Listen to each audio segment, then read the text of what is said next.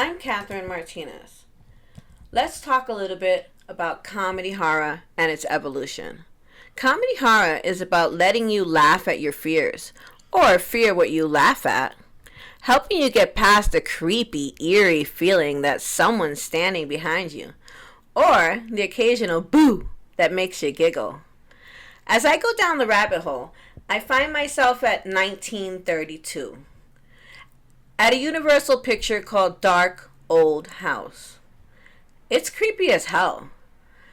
The silent era was coming to an end, and now we had sound, making these movies much more fun. 5 people trapped in a storm, stuck in a dark old house. This movie had everything. A creepy old woman, her shady brother, and Morgan.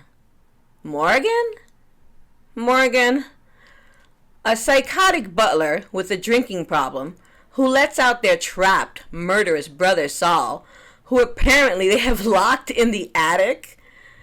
The camera tricks in this movie were great.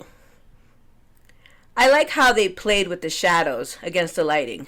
It was so amazing, especially this dance sequence. Moving on a little further, we move to the color era in the 1970s with Attack of the Killer Tomatoes. I mean, most of the cast was vegetation. It must have been really easy to cast them. Tomato, tomato. The comedy in this movie was amazing. So well put together. You'll never look at a tomato the same again. Pure brilliance. The slapstick comedy was surreal. A perfect story put together. Now, let's creep into the 90s.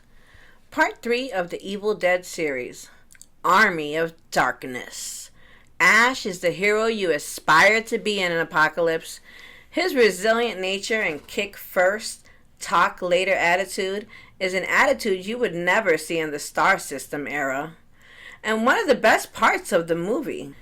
The fight sequences and the kooky special effects show how far Monster Mayhem has come since the Haunted Spook. The writers gave Ash a quirky sense of humor that keeps you rolling in your seat. And the gore.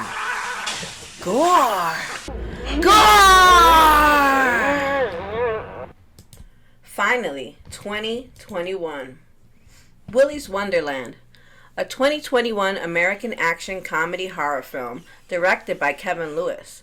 The film stars Nicolas Cage and Emily Tosta. It's a dark comedy spoof starring animatrix that closely resemble the Five Nights at Freddy's game characters. Nicolas Cage has absolutely no lines in this movie. I mean, really, he has no lines in this movie. Fighting sequences in this movie are ridiculously gory and almost slapstick comedy-like. On top of that, they also gave you a dance sequence with Nicolas Cage and a pinball machine. Afterwards, he brutally murders all the animatrix and the leading characters drive off, while the villains in the movie get exactly what they deserve. This soon-to-be cult classic is the darkest comedy horror I've seen in a while. And as you can see, comedy horror has grown over the years and will continue to keep us in stitches.